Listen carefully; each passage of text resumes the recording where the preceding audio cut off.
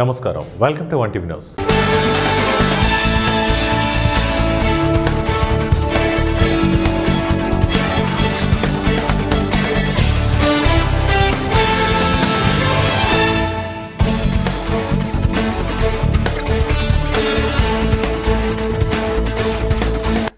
జయశంకర్ భూపాలపల్లి జిల్లా Tadicherla 1 coal block open cast mine కు అవసరమైన భూసేకరణ ప్రక్రియ పూర్తి చేయాలని రాష్ట్ర ఇంధన శాఖ ప్రిన్సిపల్ సెక్రటరీ నవీన్ మిట్టల్ తెలిపారు.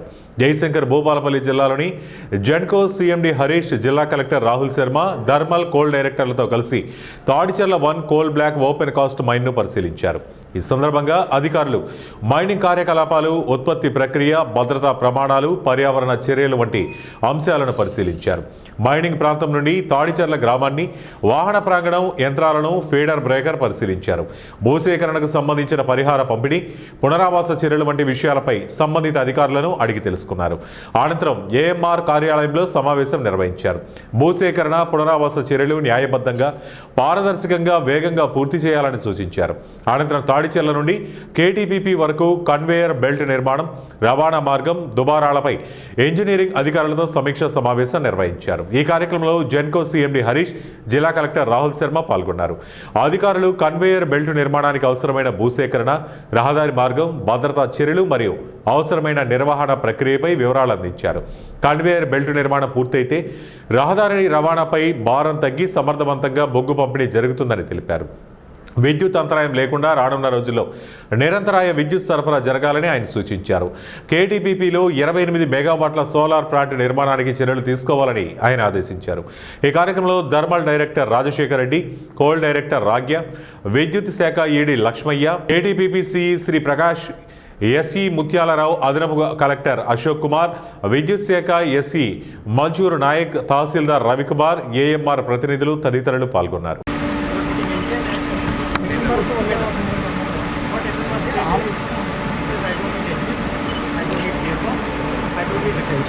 80% problem is solved. There is no spare shipment. Differential empty. You already turn to the left.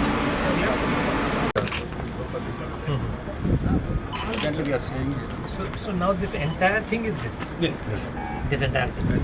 Where is this one? This is the. Then what you are seeing. Height one. Artificial heat. Tirupati జిల్లా Renigunta flyover నిర్మాణంలో ఇల్లు కోల్పోయిన నిర్వాసితులకు ఇళ్ల పట్టాలను MLA Sudheer Reddy పంపిణీ చేశారు. Renigunta flyover నిర్మాణ కారణంగా 50 కుటుంబాలు ఇళ్లను కోల్పోయారు. వారికి అధికారికంగా ఇళ్ల పట్టాలను ఎమ్మెల్యే పంపిణీ చేశారు. వీరికి 2.5 ఎకరాల స్థలం కేటాయించగా 1 ఎకరాకు సుమారు 2.5 కోట్ల విలువ ఉన్న భూమిని కేటాయించినట్లు ఎమ్మెల్యే పేర్కొన్నారు. మరి అక్కడ 20 సెంట్లు 18 సెంట్లతో అంగన్వాడీ స్కూలు, 3 సెంట్లతో గుడి కోసం వదిలిపెట్టడం జరిగింది. అట్లనే వారం రోజుల్లో బోరేస్తూ ఉన్నాం. దీని ఒక మోడల్ కాలనీ లాగా తీర్చిదిద్దే ప్రక్రియ ఈరోజు చేపట్టాం. ఎవరైతే పేదవాళ్ళు ఉన్నారో, ఎవరైతే ఎలిజిబుల్ వాళ్ళు ఉన్నారో వాళ్ళందరికీ ఇవ్వడం జరిగింది. 2,28,00,000 పెట్టి పర్ ఏకర్ కొనడం జరిగింది. 2 ఎకరాల 2.5 crores పర్ ఏకర్ లెక్కన 2 ఎకరా కొనడం జరిగింది. పేదవాళ్ళకి ఈరోజు పట్టాలు పంచాం. వాళ్ళ ఆనందానికి హద్దులు లేవు. ఎందుకంటే ఒక్కొక్క మనిషికి 30 లక్షలు ఇచ్చినట్టు లెక్క ఈరోజు. సో చంద్రబాబు నాయుడు గారు కూటమి ఆలోచన ఏంటంటే పేదవాడైనా సరే 3 సెంట్ల భూమి ఇవ్వాలా, తప్పకుండా అందరికీ సాయం చేయాలనే ఉద్దేశంతో, మంచి దృక్పథంతో ముందుకు పోతూ ఉన్నాం. అట్లనే ఇంత ముందర కూడా జగన్మోహన్ రెడ్డి టైంలో ఇక్కడ ఉన్న పాత ఎమ్మెల్యే మసూదర్ రెడ్డి అంతా దొంగ పట్టాలు ఇచ్చినాడు. దాంట్లో భాగంగా రాజీవ్ నగర్లో ప్రక్షాళన చేస్తున్నాం. నెక్స్ట్ జనవరిలో అన్ని జగనన్న కాలనీలు ప్రక్షాళన చేస్తాం. అట్నే రేణిగుంటలో కూడా మరి జనవరి నుంచి కూర్చొని ఎవరికైతే పేదవాడికి ఇల్లు లేవో అందరికి కూడా మరి 3 సెంట్ల భూమి ఇచ్చే పరిస్థితి ఉంటుందని చెప్పి తెలియజేసుకున్నాం. Thank you. చదువుతోనే చాలా మంది జీవితాలలో మార్పు సాధ్యమవుతుందని, గిరిజన ప్రాంత ప్రజలు వారి పిల్లలను బాగా చదివించాలని చిత్తూరు జిల్లా పలమనేరు శాసనసభ్యులు అమర్నాథ్ రెడ్డి పేర్కొన్నారు. పలమనేరు మండలంలోని కొలమాసనపల్లి పంచాయతీ దొడ్డిపల్లి ఎస్టీ కాలనీ నందు రోప్స్ గ్రామీణ పేదరిక నిర్మూలన సంస్థ ఆధ్వర్యంలో మంగళవారం పేదలకు నిత్యావసర సరుకుల పంపిణీ కార్యక్రమం జరిగింది. ఈ కార్యక్రమానికి పలమనేరు శాసనసభ్యులు అమర్నాథ్ రెడ్డితో పాటు చిత్తూరు పార్లమెంటు సభ్యులు దగ్గుమల్ల ప్రసాదరావు ముఖ్య అతిథులుగా హాజరయ్యారు. ఈ సందర్భంగా సంస్థ నిర్వాహకులు నిర్వాహకులతో పాటు గ్రామస్తులు వారికి ఘన స్వాగతం తెలియజేశారు. అనంతరం కాలనీలో ఏర్పాటు చేసిన సోలార్ లైట్లను వారు ప్రారంభించారు. అదేవిధంగా పలువురు విద్యార్థినులకు సైకిల్స్ పంపిణీ మరియు 50 పేద కుటుంబాలకు రేషన్ పంపిణీ చేశారు. ఈ సందర్భంగా ఎంపీ మరియు ఎమ్మెల్యేలు కాలనీ వాసులను ఉద్దేశించి ప్రసంగించారు. మారుమూల అటవీ ప్రాంతంలోని కాలనీలో సీసీ రోడ్లు, విద్యుత్ మరియు ఇతర సౌకర్యాలు ఉండటం చాలా ఆనందంగా ఉందని ఎంపీ సంతోషం వ్యక్తం చేశారు. భవిష్యత్తులో అవసరమైన సదుపాయాలను కల్పించేందుకు తన వంతు సాయం అందజేస్తారని హామీ ఇచ్చారు. అనంతరం ఎమ్మెల్యే మాట్లాడుతూ తెలుగుదేశం ప్రభుత్వ హయాంలోని హరిజన, గిరిజన ప్రాంతాల అభివృద్ధి జరిగిందన్నారు. దొడ్డిపల్లి ఎస్టీ కాలనీకి సౌకర్యాలు ఉన్నప్పటికీ చప్పిడిపల్లి నుంచి కాలనీ వరకు రోడ్డును త్వరలో ఏర్పాటు చేసేందుకు చర్యలు తీసుకుంటామన్నారు. మారుమూల ప్రాంతాల్లోని పేదలను గుర్తించి వారికి సాయం అందిస్తున్న రోప్స్ స్వచ్ఛంద సంస్థను ఆయన అభినందించారు. భవిష్యత్తులోనూ మరిన్ని సేవా కార్యక్రమాలు చేయాలని నిర్వాహకులకు వారు సూచించారు.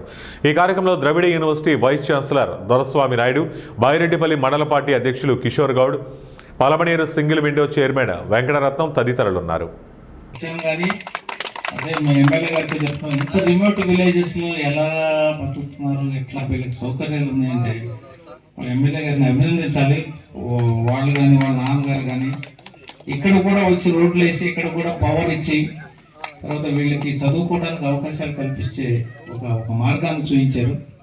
సో దాంతోపాటు ఏ అయితే మీకు అందుబాటులో లేవో గవర్నమెంట్ స్కీమ్స్ లేకపోతే ప్రభుత్వం నుంచి రావాల్సిన ఏ అయినా సరే ఎమ్మెల్యే గారి ద్వారా కానీ ఎంపీ ద్వారా కానీ ఇవి తీసుకొని మీరంతా చదువుకొని అభివృద్ధి కావాలని మా అభిప్రాయం. దాని ద్వారా గవర్నమెంట్ చేయలేని పని మన ఆర్గనైజేషన్ వాళ్ళు కూడా చేస్తున్నారు. సో ఇట్లా సైకిల్ ఇవ్వటం, తర్వాత ఎప్పుడైతే ఇబ్బంది ఉందో రేషన్ ఇవ్వటం, తర్వాత మీకు మెయిన్ టౌన్లోకి వెళ్ళి ఇక్కడున్న ప్రజలందరూ ఈ వెనకబడతాం నుంచి బయటకు వచ్చి తర్వాత దానికి సంబంధించిన చదువే అన్నిటికీ మూలం. ఆ చదువు కానీ పిల్లలు కానీ చదువుకుంటే వీటన్నిటి నుంచి బయటకు వచ్చేస్తాం. ఊరు దాటి వెళ్ళక్కర్లేదు, కానీ ఈ ఊర్లో ఉన్నా కూడా చదువు కానీ చదువుకుంటే ఇవన్నీ మారిపోతా ఉంటాయి. అట్లాగే ఇప్పుడే చంద్రశేఖర్ గారు చెప్తున్నారు, ఈ ఇళ్ళన్నీ 30 సంవత్సరాల దగ్గర అయిపోయినాయి, వాటికి అన్నిటికీ నీళ్లు కారుతా ఉన్నాయని చెప్పి. సో నేను గౌరవనీయులు ఎమ్మెల్యే గారిని కూడా కోరుతా ఉన్నాను, ప్రపోజల్ తీసుకొని ఎంతమందికి ఇల్లు టైం అయిపోయి ఉంటే అంతమందికి మళ్ళీ ప్రపోజల్ పెట్టి కలెక్టర్ గారి దృష్టికి తీసుకొస్తే మేమందరం కూడా కలెక్టర్ గారికి చెప్పి ఇట్లాంటి గ్రామాల్లో వాడు నివాసయోగ్యమైన ఇల్లు ఇస్తే బెటర్ అని మేము కూడా కృషి చేస్తాం.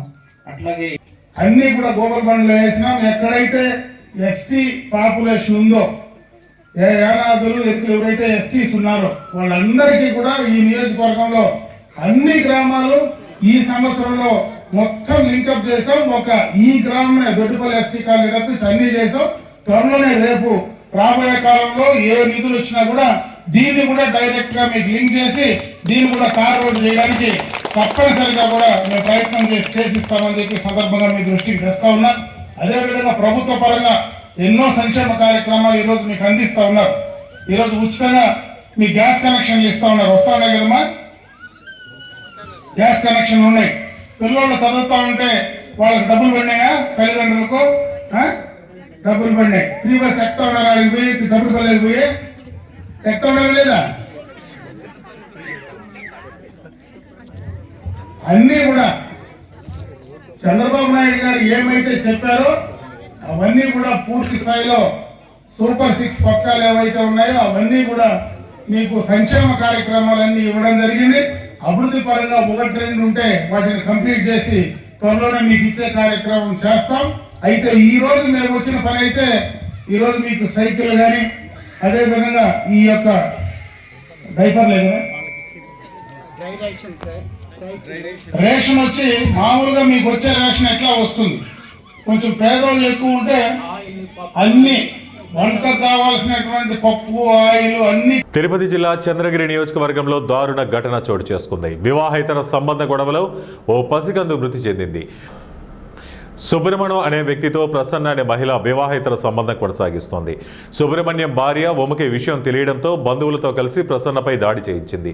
దాడి సమయంలో 7 సంవత్సరం కలిగిన ప్రసన్న కుమార్తె దీక్షిత ప్రేయను ఎత్తుకుని ఉండింది. దాడిలో ఆ చిన్నారికి తీవ్ర గాయాలయ్యాయి. చికిత్స పొందుతూ చిన్నారి మృతి చెందింది. తల్లి ఫిర్యాదుతో పోలీసులు కేసు నమోదు చేసుకుని విచారిస్తున్నారు.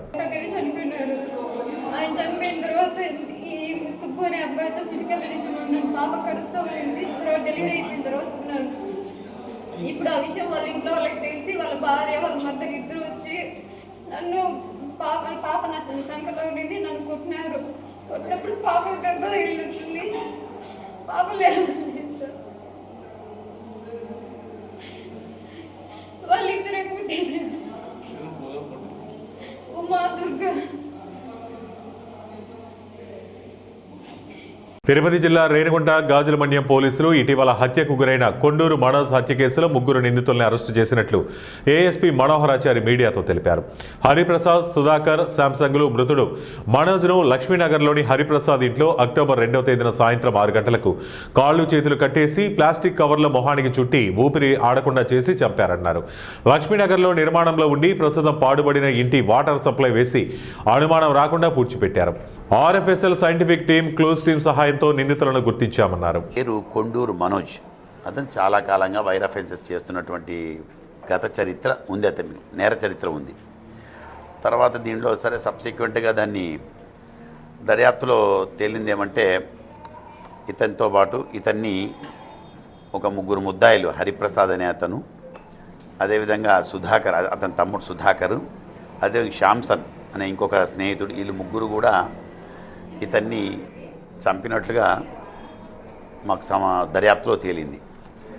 దాంట్లో ఏమంటే ఇతను ఎక్కడైనా దొరికితే కారణం అతను చెప్పిన కారణం ఏంటంటే ఎక్కడైనా దొరికితే నాతో పాటు హరిప్రసాద్ కూడా చేశాడు అని ఒకటి, అతని భార్య మీద ఏదో అనవసరంగా కామెంట్స్ చేయడం ఒకటి. సో ఇలా 2-3 వాళ్ళిద్దరి మధ్యలో చిన్న ఉన్నాయి. దానివల్ల ఇంటికి పిలిపించి అతన్ని చంపి మా బాడీని అంతా ర్యాప్ చేసి ఇక్కడ ఉండేటువంటి ఇప్పుడు చెప్పినటువంటి ఎక్కడైతే బాడీ దొరికిందో ఆ బాడీ ఉన్నటువంటి ప్రదేశంలో పడేశారు. దీనిలో సైంటిఫిక్గా ఇన్వెస్టిగేట్ చేసి ఎవరు చేశారు ఏం సంగతి అనేది కంప్లీట్గా మన రేణిగుంట డిఎస్పీ గారు ముందుండి మొత్తం తన టీంతో టౌన్ ఇన్స్పెక్టర్ కానీ, మన రూరల్ ఇన్స్పెక్టర్ కానీ, మా పిఎస్ఐ కానీ, మిగతా మా రూరల్ ఎస్ఐ కానీ అందరినీ ముందుండి నడిపించారు. బట్ మీరు మౌలానా అబ్దుల్ కలాం ఆజాద్ జన్మదిన వేడుకలను ప్రకాశం జిల్లా కంభం పట్టణంలో ఘనంగా నిర్వహించారు. స్వాతంత్ర సమరయోధుడు మౌలానా అబ్దుల్ కలాం ఆజాద్ పుట్టినరోజు సందర్భంగా ఖమ్మం పట్టణంలోని జామా మసీద్ సెంటర్లో ఉప సర్పంచ్ ఆధ్వర్యంలో మౌలానా అబ్దుల్ కలాం పుట్టినరోజు సందర్భంగా ఆయన చిత్రపటానికి పూలమాలలు వేసి నివాళులర్పించారు. ఆయన పుట్టినరోజును పురస్కరించుకుని జాతీయ విద్యా దినోత్సవాన్ని జరపడం ఎంతో గర్వించదగ్గ విషయమన్నారు. ఈ కార్యక్రమంలో లయన్స్ ఖమ్మం లయన్స్ క్లబ్ సభ్యులు, స్థానికులు పాల్గొన్నారు. అందరికీ నమస్కారం. మౌలానా అబుల్ కలాం ఆజాద్ గారి జయంతి సందర్భంగా నేడు ఖమ్మం జామియా మసీద్ సెంటర్లో ఏర్పాటు చేసిన కార్యక్రమానికి చేసిన ప్రతి ఒక్కరికి కృతజ్ఞతలు తెలియజేసుకుంటూ భారతదేశ జాతీయ విద్యా దినంగా ఆయన జన్మదినాన్ని కేంద్ర ప్రభుత్వం ప్రకటించడము, ఆయనకు భారతరత్న ప్రదానం చేయడము, ఆయన చేసిన సేవలను కొనియాడుతూ ఆయన ఒక గొప్ప దార్శనికుడిగా, ఒక గొప్ప మానవతావాదిగా, గొప్ప త్యాగశీలిగా కోట్లాది రూపాయల ఆస్తులను స్వాతంత్ర పోరాటంలో తెగించి ఆనాడు మహాత్మా గాంధీ అడుగులో అడుగు వేసి జవహర్లాల్ నెహ్రూ, సర్దార్ వల్లభాయ్ పటేల్, డాక్టర్ బిఆర్ అంబేద్కర్ లాంటి ఎందరో మహానుభావుల సరసన పనిచేసి మన దేశానికి ఎన్నో కీర్తి ప్రతిష్టలు తీసుకొచ్చే కార్యక్రమాన్ని చేసిన గొప్ప వ్యక్తి మౌలానా అబుల్ కలాం ఆజాద్ గారు. నేడు ప్రతి ఒక్క విద్యార్థులకు ఆయన జీవిత చరిత్రను పాఠ్యాంశంగా చేస్తూ ముందు తరాలకు ఆయన స్ఫూర్తిదాయకంగా నిలవాలని మనస్ఫూర్తిగా కోరుకుంటూ లయన్స్ క్లబ్ ఆఫ్ ఖమ్మం తరఫున ఆయన యొక్క ఆత్మకు శాంతి చేకూరి ప్రగాఢమైన నివాళిని అర్పిస్తూ, అదేవిధంగా ఎర్రకోట దగ్గర జరిగిన దాడికి తీవ్రంగా ఖండిస్తూ ఈ కార్యక్రమాన్ని ముగిస్తున్నాం. నిన్న ఢిల్లీలోని ఎర్రకోట మెట్రో స్టేషన్ దగ్గర జరిగినటువంటి కారు బాంబు, అది ఆత్మాహుతి దాడి అనే వార్తలో వింటున్నాం. మరి ఏదైనా భారత సార్వభౌమత్వానికి భిన్నంగా ఈ ఆత్మాహుతి దాడి జరగడం నిజంగా శోచనీయం. మరి ఈ సందర్భంగా మౌలానా అబ్దుల్ కలాం ఆజాద్ జయంతి రోజున వారికి చనిపోయినటువంటి కుటుంబాలకు నివాళి అర్పించడం నిజంగా దురదృష్టకరమైన సంఘటన అది. మరి ఈరోజు ఈ కార్యక్రమంలో 2 ప్రోగ్రామ్స్, ఒకవైపు మౌలానా అబ్దుల్ కలాం ఆజాద్ యొక్క జయంతి సంతోషాలు జరుపుకున్న సందర్భంలో ఈ విషాదకరమైన సంఘటన కూడా రావడం నిజంగా శోచనీయం. మరి ఖచ్చితంగా ఆగంతకులు ఎవరైనా ఉన్నారంటే వాళ్ళందరినీ ఖచ్చితంగా ప్రభుత్వం అదుపులో తీసుకొని వారి కఠిన చర్యలు తీసుకోవాలని చెప్పేసి మరి లయన్స్ క్లబ్ ఆఫ్ ఖమ్మం తరఫున కోరుతున్నాము. జూబ్లీహిల్స్ ఉప ఎన్నికల పోలింగ్ ప్రశాంతంగా ముగిసింది. ఓటింగ్ శాతం మాత్రం కేవలం 50% నమోదైంది. ఉదయం నుంచి మందకొడిగా సాగిన ఓటింగ్ రోజు ముగిసే సమయానికి కూడా పెద్దగా ఊపందుకోలేదు. సాయంత్రం 6 గంటల వరకు 50.18% ఓటింగ్ నమోదైనట్లు ఎన్నికల అధికారులు తెలిపారు. అంటే కేవలం సగం మంది ఓటర్లు మాత్రమే తమ ఓటు హక్కు వినియోగించుకున్నారు. పోలింగ్ రోజు ఉదయం 7 గంటలకు ప్రారంభమవగా 2 గంటల మధ్య కేవలం 9.2% మంది మాత్రమే తమ ఓటు హక్కు వినియోగించుకున్నారు. 9 నుంచి ఓటర్లు రావడం ప్రారంభించారు. మధ్యాహ్నం 1 గంట వరకు 31.94% మంది తమ ఓటు హక్కు వినియోగించుకున్నారు. మధ్యాహ్నం 3 గంటల వరకు 40.20% మంది తమ ఓటు హక్కు వినియోగించుకున్నారు. 5 గంటలకు 47.18% పోలింగ్ నమోదైంది. ఇవి ఇప్పటివరకు ఉన్న బులెటిన్ అప్డేట్స్. మరిన్ని అప్డేట్స్ కోసం చూస్తూనే ఉండండి 1 టీవీ న్యూస్.